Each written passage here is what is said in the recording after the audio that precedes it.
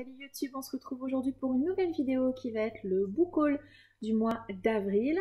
Book haul qui est à l'image des précédents, donc je ne vais pas m'attarder et on va démarrer tout de suite comme d'habitude par les graphiques et également comme d'habitude par les suites de séries qui sont principalement des suites de mangas.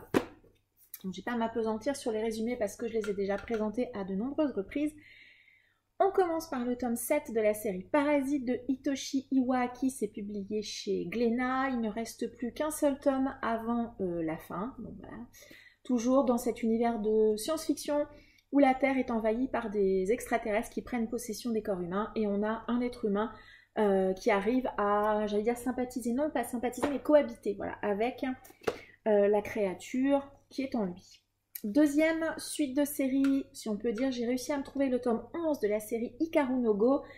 Ici, comme son nom l'indique, c'est une série qui parle du jeu de Go. Dans le début de l'histoire, on suit donc Hikaru, un jeune garçon qui va découvrir dans le grenier de son grand-père une table de Go qui est habitée par un fantôme d'un très grand joueur. Voilà. Et du coup, Hikaru va se passionner pour le jeu et ce grand joueur va également lui donner un peu toutes les tactiques et toutes les astuces pour progresser dans le monde du Go et réussir à devenir un maître également à son tour. C'est une très très belle édition en hardback qui est publiée chez Delcourt Tonkam, je pense. Voilà, ça c'est le tome 11. Moi, il me manquait ce tome. On est, la série vient d'être, le tome 15 pardon, vient de sortir. Voilà le genre de dessin que ça donne. C'est une série dont j'adore l'adaptation animée. C'est vraiment un de mes mangas chouchou, on va dire, d'il y a quelques années. Et ensuite, toujours en suite de série, je me suis trouvé le tome 3 de Sailor Moon, l'éternelle édition. C'est de Naoko Takeuchi. C'est publié chez Pika. Également une très très très jolie édition en hardback. Vraiment, ils ont fait un super travail. Vraiment sur cette édition avec de très très jolies pages couleurs. Sailor Moon, je ne vais pas forcément non plus faire le résumé de cette série qui est à mon sens assez connue. Ensuite, on va poursuivre avec... alors, il n'y a pas de one-shot, il n'y a que des débuts de série. Alors d'abord, un manga qui fleure-bon mon enfance et mon adolescence, on va dire aussi clairement. C'est Dans l'ombre de Krimi de Emi Mitsuki pour le manga. Et donc, c'est tiré du dessin animé réalisé par le studio Pierrot dans les années 80. Krimi, c'est donc le personnage qui est là, si jamais vous ne la connaissez pas, c'est une idole. Et en réalité, Krimi, c'est You, c'est une petite fille qui a la capacité de se transformer donc en cette idole. Et elle va vivre tout un tas d'aventures. Et là, ici, on a donc Chantal dans son nom français, mais ils ont repris les noms d'origine asiatique. Je ne sais plus comment elle s'appelle, Megumi, je crois. Et donc, c'est un peu l'adversaire de Krimi quand elle est en mode idol. Et donc on va suivre voilà, l'avancée de Krimi. Et alors si j'ai pris ce manga, c'est parce que clairement on retrouve vraiment complètement les graphismes du dessin animé, voilà, notamment cette page-là. Ce qui n'est pas forcément le cas quand ce sont des mangas qui arrivent après la version animée. Mais là, on est clairement dans le même genre de dessin. Donc voilà, moi j'ai déjà commencé à le feuilleter, je ne l'ai pas complètement lu. Mais c'est surtout un manga nostalgie pour ma part. Alors, un deuxième manga qui est nostalgique, entre guillemets, hein, ce sont les 2 tomes de Escale à Yokohama de Hitoshi Ashinano. C'est publié chez Meian, donc moi j'ai les 2 tomes. C'est une série qui sera complète, 17 tomes, je ne sais plus. En fait, voilà, très très jolie couverture. Dans cette série, on va suivre un robot qui s'appelle Alpha, qui est donc la demoiselle que vous avez là. Donc on est un peu dans un récit de science-fiction. Et Alpha, elle dirige un café, elle s'occupe d'un café dans la campagne japonaise. Et dans ce manga, on va suivre tout au long des différents tomes les petites aventures que va vivre Alpha dans ce petit café, les gens qu'elle va y rencontrer, les choses qu'elle va apprendre de l'être humain, etc. Alors moi j'avais vu l'adaptation animée il y a quelques années que j'avais juste adorée, qui était toute douce, toute cocooning. Ouais, c'est ça, il y a écrit une ode à l'instant présent et c'est tout à fait l'impression que moi j'en avais gardé. On a de très très jolies pages couleurs également, et puis au niveau du dessin, donc c'est un manga qui date un petit peu, donc forcément, voilà, regardez-moi ça. Si ça vous donne pas envie d'y aller. Voilà, et au niveau du dessin, on est voilà, sur des choses à la limite du crayonné et un style un petit peu, alors vintage, je ne sais plus de quand date ce manga, 1995. Donc ça date un petit peu, mais moi je suis très contente que Meian ait décidé de l'éditer. C'est un titre qui moi m'intéresse beaucoup. Je pense qu'il va peut-être ressembler un petit peu à Aria Masterpiece, hein. Voilà, si ça vous dit quelque chose dans le genre, un peu cocooning et tout ça. Complètement autre chose, je me suis pris La déchéance d'un homme de Junji Ito sur une œuvre originale de Osamu Dazai et c'est publié chez Delcourt Tonkam. Alors celui-là je l'ai pris parce que Junji Ito, parce que maître de l'horreur japonais. C'est une série qui sera complète en 3 tomes, donc je ne pouvais pas passer à côté. Après, j'allais dire la pénurie de Junji Ito qu'on a eu depuis toutes ces années. Je trouve que on retrouve tout à fait forcément le style de l'auteur, bien que c'est pas forcément aussi noir ou aussi terrible que ce qu'il a pu faire dans ses œuvres, dans ses autres œuvres, notamment Tomie et Spirale. Je pense que le fait que ça soit l'histoire originale ne soit pas de lui, voilà, je pense que ça explique que ça soit un peu moins glauque, un peu moins dark que ce qu'il a fait d'habitude. Clairement, je ne le lirai pas tout de suite, j'attendrai d'avoir les 3 tomes pour me les enchaîner. Ensuite, j'ai également pris une autre série, donc c'est Eden. It's an Endless World, vous excuserez le magnifique accent. Donc le tome 1 et le tome 2, ce sont des tomes doubles, donc là en fait il y a 4 tomes. Ici, eh bien, on va retrouver un pitch qu'on voit quand même très souvent en science-fiction, puisque voilà, forcément, comme vous voyez le dessin, on est dans de la SF. On est dans un monde où il y a un virus qui se répand, donc un virus qui a décimé 15% de la population mondiale. Et du coup, on va suivre 2 adolescents qui sont Anna et Enoa, qui eux sont mystérieusement immunisés et qui cherchent du coup à créer leur propre Éden, le lieu où ils pourront être heureux.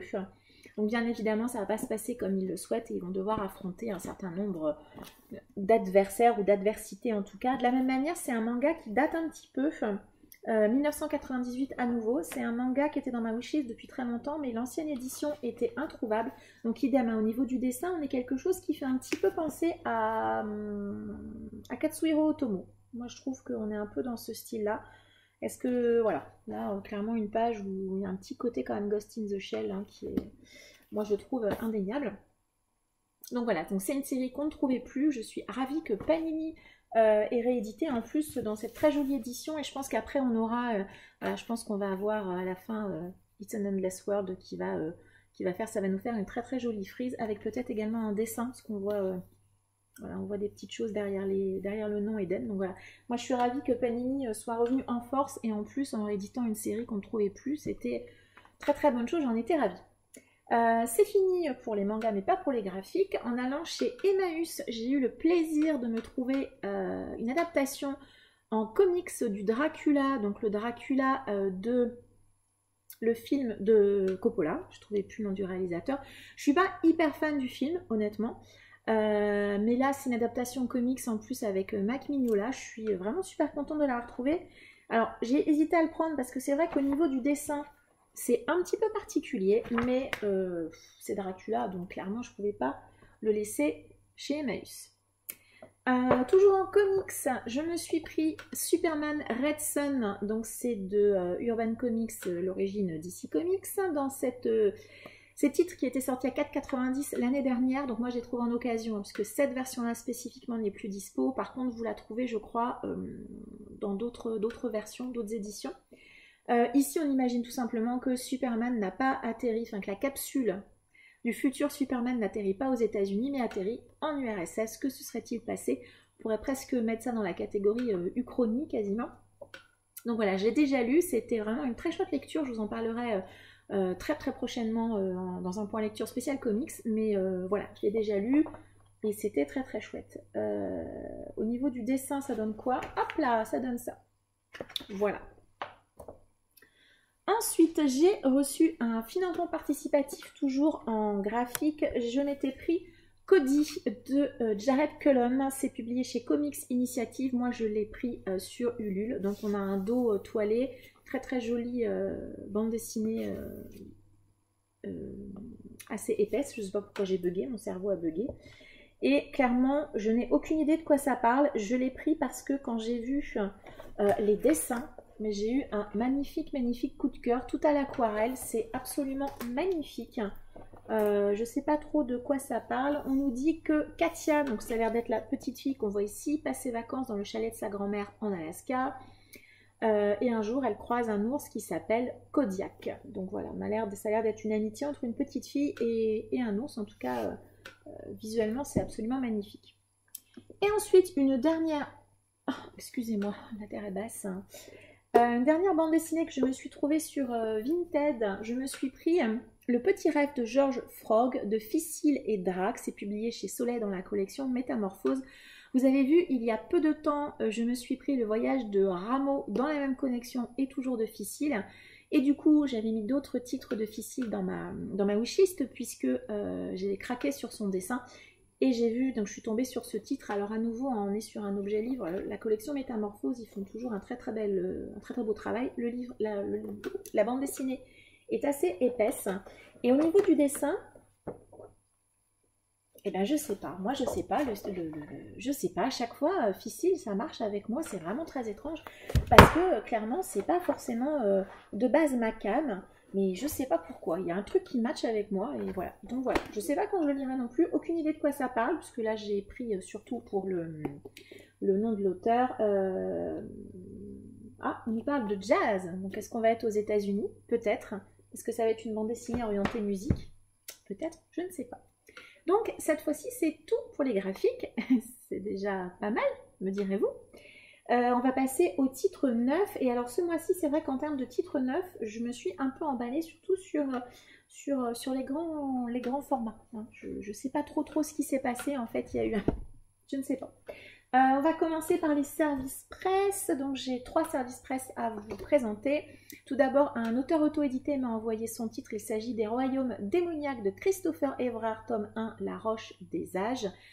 C'est un titre de Dark Fantasy que vous allez voir très prochainement, enfin, vous verrez probablement en point lecture en juin, puisque je compte le lire en mai. Je l'ai déjà mis dans ma pile à lire, donc voilà, vous allez le voir très prochainement. Et je suis désolée pour le petit bip que vous venez d'entendre, c'est mon téléphone. D'ailleurs, je vais l'éteindre. Hop là, comme ça. Il n'y aura pas de risque que vous l'entendiez biper à nouveau. Et ensuite, 2 autres services presse. Donc j'ai d'abord reçu de Tom Sweeterlich, pas du tout, c'est le nom de l'auteur, de chez Albin Michel Imaginaire, Demain et le jour d'après. J'avais beaucoup aimé Terminus, j'ai déjà lu ce titre, donc vous le verrez en point lecture durant le courant du mois de mai. Malheureusement, je spoiler un petit peu de mon avis, ça a été une petite déception. Voilà. Et ensuite, un autre titre qu'Albin Michel m'a envoyé. Et c'est Émissaire des morts de Adam Troy Castro. C'est le premier tome d'une série. Je ne sais pas trop combien de tomes il va y avoir. Voilà, c'est très très jolie couverture. Ici, on est dans un space opéra. Voilà, space opéra avec des enquêtes, me semble-t-il. Donc celui-là aussi, je vais essayer de le lire dans le courant du mois de mai. Ensuite, en kiosque, je me suis pris toujours chez Cranford, donc Nord et Sud de Elisabeth Casquel. Honnêtement, je ne me rappelle plus trop de quoi ça parle, mais je sais que ce titre était dans ma wishlist depuis très longtemps, donc quand j'ai vu qu'il était dans ces très très jolies éditions, par contre c'est un petit pavé quand même. Il est encore sous plastique, je le retirerai quand je le lirai. Ça va permettre de le protéger. Ensuite, je me suis pris, alors idem, il est encore sous plastique, je ne veux pas l'abîmer, je me suis pris donc d'une nouvelle maison d'édition qui s'intitule Argile, Le crépuscule de Briarus de Richard Cooper. Alors ce titre a l'air d'être peut-être pas un classique de la SF, je ne suis pas certaine, en tout cas un titre de science-fiction un petit peu ancien. Mais moi ça m'intéressait quand même, hein, puisqu'on nous dit que la vie a été complètement bouleversée sur Terre suite à l'explosion d'une supernova, que la Terre s'apprête à entrer dans une nouvelle ère glaciaire et que l'humanité se retrouve soudain stérile. Voilà, moi c'est le genre de pitch que j'aime bien.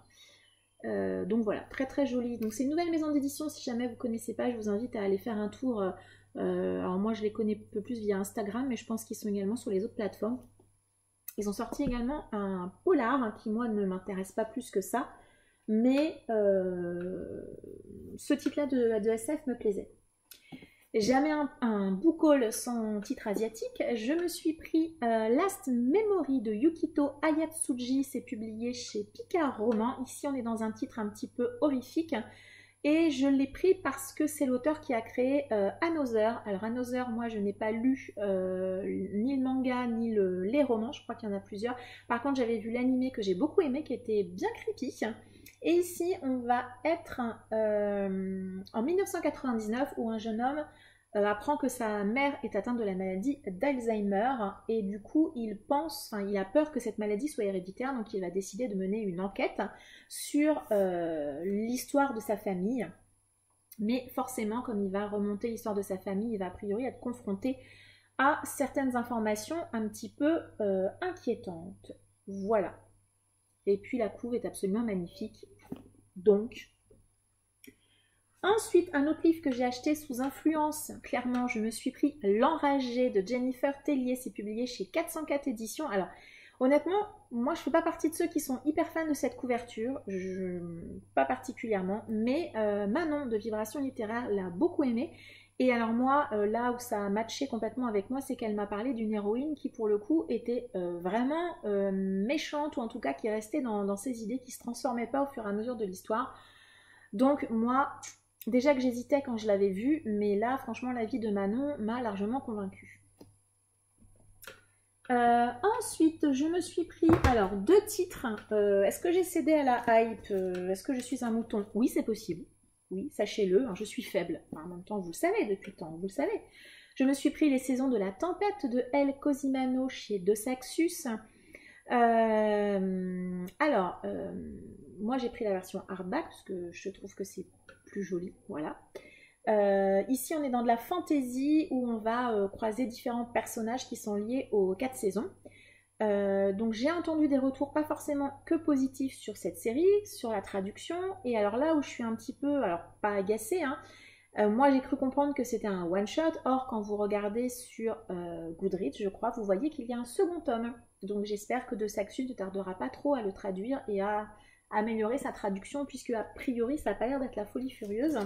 Et même problème sur ce titre-là, La Duperie de Guenièvre de Kirsten White, également chez De Saxus. À la base je ne voulais pas prendre ce titre parce que moi la légende arthurienne c'est pas forcément trop ma came. J'avoue que j'ai entendu beaucoup d'avis positifs sur la série, alors plutôt du côté des anglo-saxons. J'ai vu que cette série était très attendue de beaucoup de gens. Bon, j'ai regardé le résumé un peu plus attentivement. Bon, même si on va être dans la légende arthurienne, ça a l'air d'être quand même malgré tout un peu une réécriture. Donc je suis allée faire un tour dans ma librairie et ils avaient cette version hardback. Donc j'ai craqué, je l'ai prise. J'espère que je ne regretterai pas mon choix. Voilà, j'ai vu déjà qu'il y avait quelques soucis au niveau de la traduction également. Donc vraiment, j'espère que De Saxus va vraiment progresser sur ce point-là. La traduction, c'est vraiment important. Oui, on a des beaux objets livres qui sont identiques aux versions américaines ou anglaises, mais la trad, ça reste quand même super important et j'espère pour eux que dans l'avenir, ils vont progresser de ce côté-là. Et enfin, en grand format, j'ai craqué. Alors là, j'ai craqué clairement, c'est un petit peu à cause ou grâce au livre de la crypte. Je veux dire grâce parce que je suis ravie quand même de les avoir pris. Donc je me suis d'abord pris un recueil de nouvelles de Robert Bloch. Donc c'est La Chose venue des étoiles. C'est publié chez Nemos. Robert Bloch, c'est l'auteur de Psychose. Voilà, si jamais vous ne saviez pas à la base, c'est un roman. Et pas que ça, c'est également quelqu'un qui a côtoyé Lovecraft. Il a été peut-être pas son ami, mais en tout cas, ils ont beaucoup correspondu. Il a écrit beaucoup de nouvelles, et notamment, a priori, toutes les nouvelles qui sont dans ce recueil sont vraiment des nouvelles qui s'intègrent dans les différents univers de Lovecraft. Donc, ça m'intéresse beaucoup. Vous savez que j'aime les œuvres de Lovecraft. On va pas parler du personnage, qui n'était pas forcément très très aimable, lui en tout cas ses idées. Et histoire de réviser avant de me replonger dans l'univers, je me suis pris également Cthulhu le mythe, c'est publié chez Brajlon.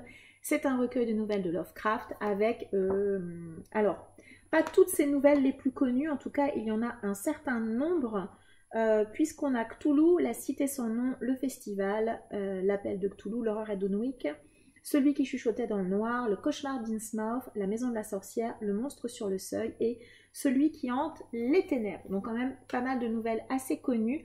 Et je songe à me procurer, donc dans cette collection-là, il y a 4 tomes au total, donc je songe à me procurer les autres, histoire d'avoir, j'allais dire, toutes les nouvelles de Lovecraft. En tout cas, j'espère qu'elles y seront toutes. J'aime assez ce qu'il propose en termes d'édition. En plus, à l'intérieur, on a voilà, un petit book, j'allais dire, avec des photos qui sont liées aux différents textes de Lovecraft, donc je trouve ça plutôt chouette. Pour les grands formats, c'est tout. Il reste les poches neuves. Donc je me suis pris Laurent Binet, oui, c'est un texte de Laurent Binet, c'est Civilisation, c'est publié au livre de poche. Ici c'est une uchronie où on imagine que Christophe Colomb n'a pas découvert l'Amérique. Que se serait-il passé si il n'avait pas découvert l'Amérique? Voilà, et j'ai entendu plutôt des avis positifs sur ce texte. Et voilà, je l'ai vu en poche, je l'avais vu déjà plusieurs fois, et puis ben voilà, j'ai fini par craquer. Encore un titre asiatique, Bonne nuit maman de Seo Mi-ae, c'est publié au livre de poche. Je dois bien avouer que ce qui m'a convaincue, c'est Entre le silence des agneaux et Mindhunter. Alors moi, Mindhunter, je ne l'ai pas vu. Par contre, le silence des agneaux, forcément.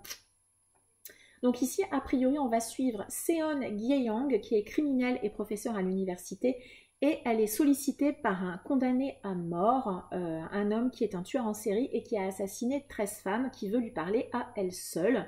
Effectivement, ça fait très Silence des agneaux, donc voilà. Et tant qu'on est dans les textes joyeux, voilà, je me suis trouvé ce texte que j'avais envie de lire depuis très longtemps, c'est La tombe des Lucioles de Akiyuki Nozaka, c'est publié chez Pic et Poche. C'est la nouvelle dont est tiré le dessin animé Le tombeau des Lucioles, donc on n'est clairement pas dans les joyeusetés. Donc ici il y a 2 nouvelles, donc La tombe des Lucioles et Les algues d'Amérique. Voilà, la deuxième nouvelle je ne la connais pas, mais j'avais envie depuis très longtemps de découvrir le texte qui est à l'origine du film, mais je pense qu'on va pas être, ça va pas être le pump it up hein, quand même. On va rester en Asie, je me suis, c'est très typé, très thématique hein, l'Asie là quand même. Je me suis pris Shikanoko, le tome 1 et le tome 2, donc c'est la suite du Clan des Otori de Liane Hearn. Le Clan des Otori, je veux absolument le terminer cette année, je pense que ça sera un de mes objectifs de cet été. Donc ici vous avez un tome 1, enfin ce tome 1 en tout cas regroupe les 2 premiers livres de la saga et ce tome 2 regroupe les 2 suivants. Donc là vous avez les 4 tomes qui étaient sortis en grand format en poche. Je suis pas fan du tout hein, des dos de cette collection, surtout depuis qu'ils ont décidé de mettre le titre encore en plus gros qu'avant. Je sais pas pourquoi ils ont fait ça, c'est encore plus vilain. Bref. Mais je suis contente de les avoir puisque le Clan des Otori, j'ai lu les 2 premiers tomes et j'aime assez. Vraiment, vraiment, j'aime assez ce que je lis. On va rester en Asie, hein, décidément, je vous dis, hein, il y a une grosse thématique là. Donc c'est Dévorer les ténèbres, la disparue de Tokyo de Richard Lloyd de Paris chez 10-18. Ici, on est plutôt dans du true crime, avec le mon bel accent, puisqu'ici, on va suivre l'enquête autour de la disparition de Lucy Blackman, une demoiselle de 21 ans qui a disparu à l'été 2000. Et donc du coup, c'est un journaliste qui a mené l'enquête et ici, il va nous faire le récit de, a priori, ce qui se serait passé autour de la disparition de cette jeune fille. Voilà. Donc là, on est vraiment, il n'y a pas beaucoup de dialogue, hein. On est quand même beaucoup dans du texte. J'espère que ça sera bien fait et pas trop rébarbatif. Ça reste quand même un sujet qui m'intéresse. Boum. Et 2 autres titres qui n'ont du coup rien à voir, que j'ai trouvé aussi lors de mes pérégrinations en librairie. La petite couturière du Titanic de Kate Alcott, c'est publié chez Archipoche. Je pense que tout est dans le titre, à mon avis, j'ai pas forcément besoin de raconter plus, c'est un historique. On va être avec le Titanic. Et un autre titre, je retire le bandeau parce que c'est vilain. Je me suis pris le réseau Alice de Kate Quinn, c'est publié aux éditions Hauteville. Ici, on va suivre un réseau d'espionnes, donc de femmes espionnes, de femmes espions, d'espionnes. Un réseau d'espionnes, c'est bien aussi comme ça. À l'issue de la Première Guerre mondiale, voilà, parce qu'on nous parle de l'année 1915. Voilà. Kate Quinn, c'est une autrice que j'ai envie de découvrir, que je n'ai pas encore lue, mais ce titre-là me tentait déjà beaucoup en grand format, donc je l'avais mis en wishlist, et quand j'ai vu qu'il sortait en poche, je l'avais mis dans mes achats prioritaires. Et donc, dès que je suis tombée dessus, je l'ai acheté. Vous pensez que c'est fini? Eh bien non. Parce que là, on va passer à Emmaüs, Vinted, boîte à livres, recyclerie, tout ça, tous les livres d'occasion que j'ai trouvés par chez moi. Et ben, on va partir tout de suite parce que ça va être un peu long quand même. Il n'y a que du poche. Je les prends un peu comme ils viennent. Globalement, c'est de l'occasion. C'est soit du Emmaüs, soit du recyclerie, soit de la boîte à livres. Et il y a un ou deux achats Vinted, mais majoritairement, ça reste de l'Emmaüs principalement. Je me suis trouvé l'effet domino de François Baranger, c'est publié chez Milady Thriller. Je me suis pris ce titre principalement pour François Baranger, qui est l'illustrateur des splendides éditions de Cthulhu et des Montagnes Hallucinées que vous avez chez Brajlon, mais cet homme a plusieurs talents, il est également écrivain. Voilà, on n'a pas l'air, on est à Paris en 1907 et c'est donc un policier. Voilà, j'en sais pas plus, je l'ai acheté principalement pour le nom de l'auteur. Idem pour celui-ci, Les Seins de glace de Richard Matheson chez Folio Policier. Je l'ai pris pour Richard Matheson et par contre il me semble que Théo de Chronique Livresque l'a lu, si je ne me trompe pas, et qu'il n'avait pas trop aimé du tout. Donc bon bah on verra bien, hein. J'espère qu'avec moi ça va le faire. Clairement je ne suis pas fan ni du titre ni de la couve, hein, que je trouve absolument horrible. Je ne sais pas ce que vous en pensez, hein, mais moi je la trouve très très moche. Je me suis trouvé un Serge Brussolo, Pèlerin des Ténèbres, publié au livre de poche. Et alors là, ce qui m'a branché, donc Serge Brussolo, forcément, il me semble que j'ai lu un titre de cet auteur il y a 3-4 ans, mais je n'arrive pas à me rappeler le titre. C'était un peu historique, un peu creepy, un peu fantastique aussi. Et là, on a l'air d'être un peu dans le même genre, puisqu'on nous dit qu'on va être avec un moine dément qui nous raconte comment le pèlerinage qu'il a fait est parti en cacahuète, on va dire. Il nous parle de diable, il nous parle de complot hérétique. Ça a l'air, en tout cas, moi ça m'a beaucoup plu et ça a l'air bien sympa. Alors, ce titre-là, je ne l'avais vu passer nulle part. C'est Les derniers jours de l'émerveillement de Graham Moore, publié chez Pocket. À la base, c'est la couve qui m'a intéressée et après, j'ai checké le résumé, forcément.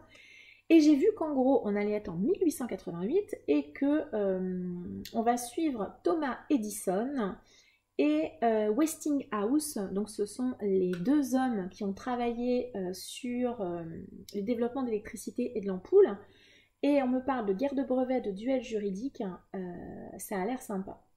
Ça a l'air très très sympa. Je sais pas, je trouvais ça assez original comme thématique, un peu cette guerre autour de l'énergie. Et ouais, je sais pas, ça m'a bien branché. Donc, je l'ai embarqué. Je me suis également pris, alors je ne vais pas bien le prononcer c'est sûr, Askia de Yann Manouk. Donc on va suivre son enquêteur récurrent, je crois. C'est publié au livre de poche. On va être en Islande. Voilà, on est au cœur de l'Islande et c'est un roman policier avec un personnage récurrent. Alors là, autrice éminemment problématique, j'ai trouvé La princesse de la nuit de Marion Zimmer Bradley. C'est publié au livre de poche. Je n'aborderai pas le cas de cette autrice. Je vous invite à aller vous renseigner. C'est quelqu'un de... J'ai même pas les mots pour dire ça. J'ai même hésité à vous le présenter. Si je le lis, je ne suis pas certaine que j'en ferai la chronique sur la chaîne. Voilà, c'est une autrice problématique. Hein, donc voilà, après chacun se fera son propre avis. Donc ici, on a l'air d'être dans plus ou moins une réécriture de La Flûte enchantée. Voilà, on va pas s'apesantir plus. Alors là, on est sur du vieux livre. Ici, c'est Le Facteur, donc de David Brin, qui a été adapté dans les années 90 ou 2000, non peut-être 90, hein, avec Kevin Costner sous le nom Postman. On est dans un post-apocalyptique où eh bien, il n'y a plus aucune communication et pour communiquer d'un endroit à un autre, il n'y a plus que des facteurs. Mais forcément, leur travail est extrêmement dangereux. Donc voilà, c'est un vieux titre, mais moi, c'est un titre que j'ai envie de lire depuis super longtemps. Je suis vraiment pas fan de cette couve que je trouve horrible. Moi, les couves avec les affiches de cinéma, je trouve que c'est catastrophique souvent. Mais je trouvais qu'au niveau de l'état, il était plutôt correct, donc je l'ai pris quand même. Et ben on retourne en littérature asiatique avec Shusaku Endo Silence, publié chez Folio.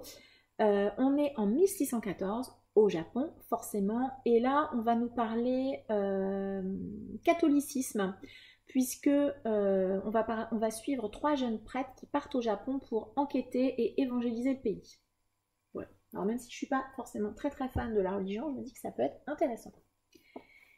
J'ai trouvé également un Babel noir avec le spectre de la rue du Puy de Indrek Argla. Alors c'est un roman estonien et je l'ai pris parce que j'avais déjà trouvé le tome 1 qui est Melchior l'apothicaire. Donc on est en 1419 en Estonie et on y suit un apothicaire qui mène des enquêtes. Voilà, et je trouvais ça suffisamment original. Donc déjà le tome 1 j'avais beaucoup aimé. En tout cas, je ne l'ai pas encore lu, mais j'avais beaucoup aimé l'idée générale. Et ben quand j'ai vu qu'il y avait le tome 2, forcément je l'ai pris, parce que je me suis dit que c'est tellement particulier que c'est pas dit que je le retrouve un jour, quelque part. Dans un genre complètement différent, je me suis pris, ça je l'ai trouvé sur Vinted, donc c'est London and Shade de Brittany Setcheri, le tome 1 et le tome 2, chez Hugo Poche. J'ai entendu, vous savez que je lis un petit peu de romance, j'ai entendu tellement du bien de cette duologie que bah, voilà, j'ai fini par craquer. Je m'étais mis une alerte et j'ai trouvé les 2 tomes à 6 €, quelque chose comme ça. J'ai également trouvé les tomes 2 et le tome 3 de la trilogie Nous sommes Bob de Dennis et Taylor. C'est publié au livre de poche. Ici on est dans de la science-fiction, un peu space opéra, hein, quelque chose comme ça. Je sais que la chaîne Chai Latte aime beaucoup cette trilogie, donc j'avoue que c'est un peu elle qui m'a convaincue de les prendre. J'en sais pas beaucoup plus, si ce n'est que c'est science-fiction, space opéra, et que ça a l'air très très chouette. En tout cas, de manière générale, j'ai vu que les avis sur cette série étaient plutôt très positifs. Ça, je l'ai trouvé chez Emmaüs et je l'ai pris parce que c'est Lucie Castel, et vous savez que j'aime beaucoup l'écriture de cette autrice. C'est Qu'est-ce qui fait pleurer les crocodiles, publié chez Harlequin. Honnêtement, je pense que c'est une romance probablement un peu cocooning, un peu mignonnette. Voilà, j'espère que ça va me plaire. J'en dirai pas plus parce que clairement, je l'ai pris pour Lucie Castel. De la littérature asiatique, hein, avec Genji Kawamura et Si les chats disparaissaient du monde chez Pocket, un tout petit livre. Ici, donc le personnage principal de ce roman va apprendre qu'il est condamné, il a 30 ans et il va mourir. A priori, il ne lui resterait plus que quelques semaines à vivre. Du coup, le diable lui propose un marché, un contrat. C'est que quand on passe un contrat avec le diable, c'est jamais bon signe. Et ce contrat, c'est le diable accepte d'effacer à chaque jour que Dieu fait une chose de la surface de la terre qui lui donnera 24 heures de vie supplémentaires, les téléphones, les montres, etc. Mais lorsque le diable lui propose de supprimer les chats, sa vie va basculer une deuxième fois. Donc je sais pas, je trouve ça très intriguant. Et je ne me rappelle plus pourquoi je l'avais mis dans ma wishlist, mais je sais que la personne qui en avait parlé m'avait vraiment donné très envie de le lire. Donc voilà, ça a pas... c'est tout court, hein, donc je pense que ça se lira assez vite. Ensuite, je me suis trouvé un Daphné du Maurier, l'auberge de la Jamaïque, publié chez le livre de poche. J'étais super contente. Il me semble que c'est Pepper Palace qui a adoré ce titre. Moi, je n'ai pas encore lu Rebecca, mais ce titre, moi, elle m'avait beaucoup intriguée quand elle en avait parlé. Aucune idée du résumé. Je fais juste confiance à la personne qui m'a dit que c'était génial. Oui, je sais. Je suis fan. Très, très fan. Encore un titre qui parle d'Asie, mais cette fois-ci de Corée. C'est Fille de la mère de Marie-Lynn Bracht. C'est publié chez Pocket. Et ici, on va suivre l'histoire de femmes de réconfort en Mandchourie. Donc les femmes de réconfort, pour ceux qui ne le savent pas, c'était des femmes qui étaient prostituées aux soldats. Voilà. Donc autant vous dire que je pense que je ne vais pas rigoler longtemps. Mais voilà. Vous savez que moi, de toute façon... thématique asiatique, tout ça, ça me branche toujours beaucoup. Ensuite, un titre que je suis contente, il était dans ma wishlist depuis longtemps aussi, c'est La salle de bal de Anna Hope que j'ai aux éditions Folio. À nouveau, on est en 1911 et on va être dans un asile. Voilà, on va suivre des femmes qui vivent dans un asile. J'espère que ça va me plaire. J'ai entendu beaucoup d'avis positifs sur ce titre et je pense que ça va... secouer mon féminisme, c'est fort possible. C'est fort possible. Ensuite, là, ça va aller relativement vite puisque c'est plus ou moins la même chose. Je me suis trouvée sur Vinted. Ils sont à l'envers. C'est dommage. Est-ce que dans ce sens-là, ça va être mieux? Ouais, c'est possible. C'est L'Arcane des épées de Tad Williams. Donc, les 3 tomes des intégrales. Je vais me munir que du premier. Donc, les 3 intégrales sont similaires. Le tome 1... Hop, non, ça c'est le tome 2, ce sont des épées hein, de toute façon, et le tome 3. Alors, je l'ai pris parce que figurez-vous que cette trilogie est difficile à trouver. Vous pouvez trouver le tome 1, mais les 3 tomes, c'est un peu difficile. Ils étaient en état tout à fait correct. Alors moi, je suis assez casse-pied, surtout pour les dos, mais là, ils n'étaient pas cassés. Donc c'est pour ça que je l'ai prise. En plus, je l'ai eu vraiment à un prix assez intéressant. J'avais des sous sur ma cagnotte Vinted, donc en gros, j'ai pas sorti d'argent de mon compte en banque en plus. Et je suis vraiment assez contente de l'avoir trouvé. C'est un classique de la fantasy que j'aimerais bien lire. Honnêtement, je ne sais pas quand je le lirai, hein, soyons honnêtes. Mais maintenant, il est à la maison. Il est à la maison, Tado Williams. Et on est ravis de l'accueillir. On arrive au bout, on y est presque, on y est presque. Je me suis trouvé enfin le passage de Justine Cronin de chez Pocket.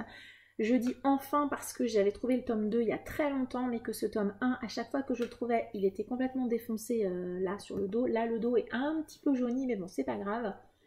Le livre n'est pas abîmé, il n'est pas corné, il n'est pas taché, donc franchement, ça ira très très bien. Post-apocalyptique avec des créatures, j'en sais pas beaucoup plus, j'ai entendu idem énormément d'avis positifs sur ce titre. Par contre, c'est vrai que c'est une bricasse, quoi, donc faut que j'ai envie, quoi. Faut que j'ai envie de me lancer dans un pavé. Et les 3 tomes sont comme ça, hein. Si jamais vous ne saviez pas, hein, ça peut durer. Un Pocket Terror, voilà, les Sœurs de la Nuit de John Pritchard, donc aucune idée de quoi ça parle, je l'ai pris parce que Pocket Terror, si, j'ai jeté un œil quand même au résumé après, et on a l'air d'être dans un hôpital où des patients présentent d'étranges mutilations. Ça a l'air bien glauque également, bon en même temps, Pocket Terror, quoi, hein, donc bon.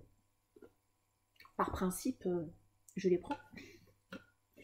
Ça je sais, il me semble que je l'ai trouvé en recyclerie, c'est la trilogie Spin, Axis et Vortex de Robert Charles Wilson. Ça, j'accuse Michaela du livre ouvert qui a adoré Spin. Dans cette histoire, du jour au lendemain, les étoiles disparaissent.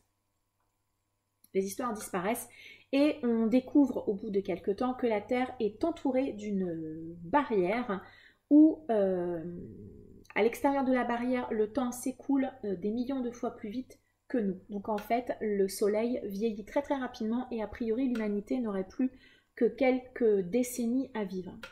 Voilà. Elle a adoré, en tout cas Spin, peut-être pas les 2 autres, mais en tout cas Spin, donc elle m'avait donné assez envie. Et du coup, quand je suis tombée sur cette intégrale qui, je pense, est une intégrale France Loisirs, j'ai pas hésité.